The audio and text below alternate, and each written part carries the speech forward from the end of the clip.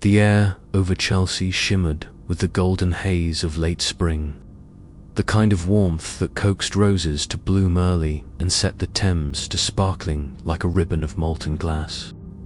On May 29th, 2025, the Royal Hospital Chelsea stood as it had for over 3 centuries, its stone colonnades and manicured lawns a monument to time itself. Behind the Rottian gates, something stirred, not a ghost, though the weight of history whispered in every shadow, but a living tradition, scarlet and proud. It was Oak Apple Day, the anniversary of the restoration of the monarchy in 1660, when Charles II reclaimed the throne and set England ablaze with hope and revelry. Each year, on this day, the Chelsea pensioners donned their crimson coats and tricorn hats, stepping out of the past to march for king, country, and memory.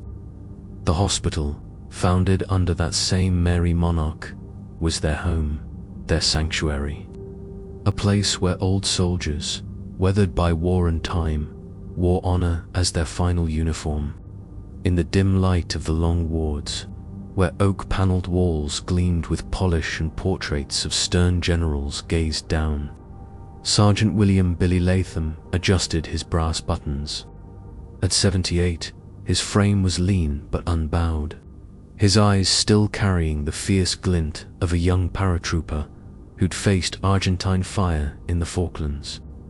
His scarlet coat, tailored to fit his wiry build, hung heavy with the weight of tradition. Beside him, Private Harold Jenkins fussed with his medals, their soft jingle a reminder of Korea's frozen hills and the comrades who never came home. Harold, with his shock of white hair and a laugh that could warm a winter's night, was Billy's shadow, his friend, his foil, his brother in arms. "Ready, old man?" Billy teased, his voice rough as gravel but warm with affection. Harold snorted, straightening his tricorn. "I was marching before you were born, Latham. Keep up, or I'll leave you in the dust." Their banter was drowned by the sudden, piercing call of a bugle from the parade ground. It was time. Outside, the gardens buzzed with anticipation. Families pressed against the railings, children perched on shoulders, their eyes wide with wonder. Tourists from distant lands whispered in a dozen languages, cameras poised to capture a moment that felt like stepping into a history book. The Royal Hospital, designed by Sir Christopher Wren, loomed majestic behind them, its red brick facade glowing in the sunlight.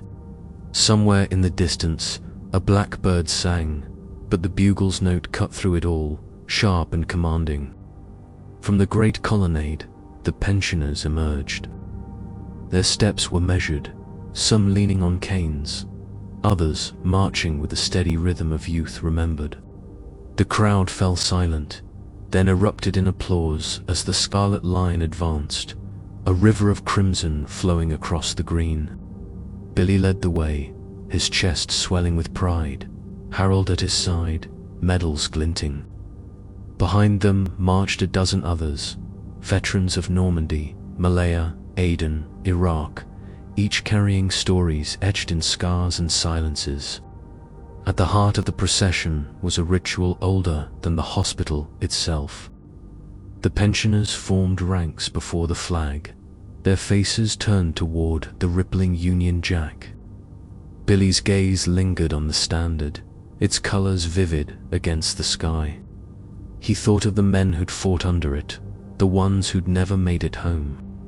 The officer in charge, a young captain with a voice like iron, called out the command.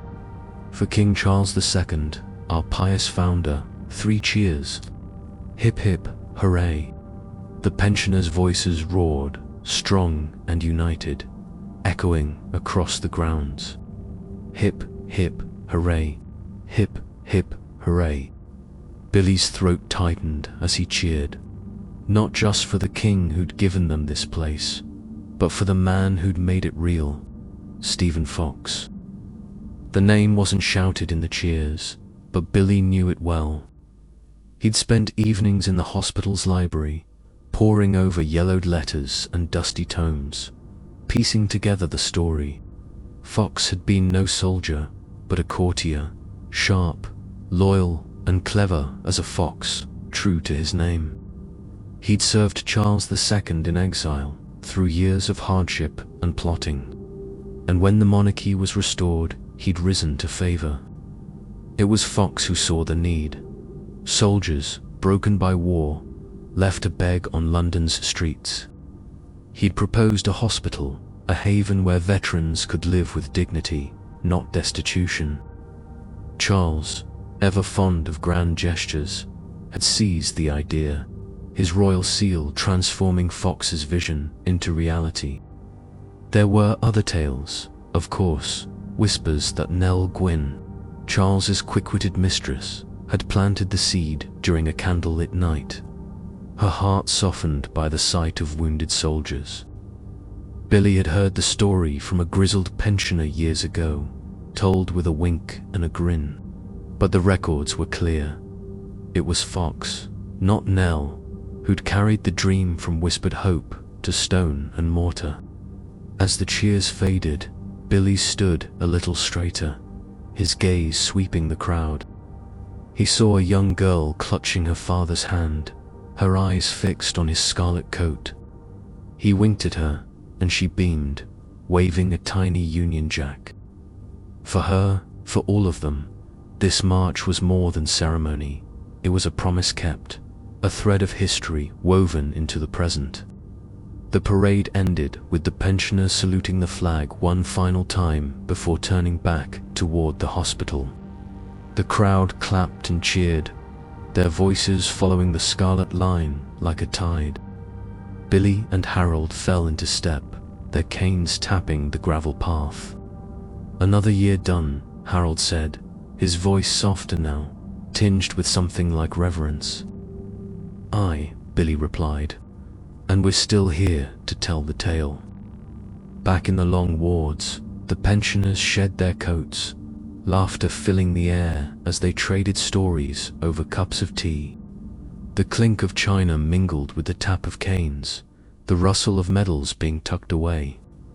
Billy lingered by a window, looking out at the gardens where the roses glowed in the fading light. He thought of Fox, of the masons who'd laid the hospital stones, of the nurses who'd tended wounds with salt and stubborn hope. He thought of the men beside him, their lives a tapestry of courage and sacrifice. The Scarlet March was over, but its echoes would linger. Through the halls, across the years, in the hearts of those who walked where history never retired. Many thanks for treading this tale's path. If it gripped you, follow, subscribe, and comment below.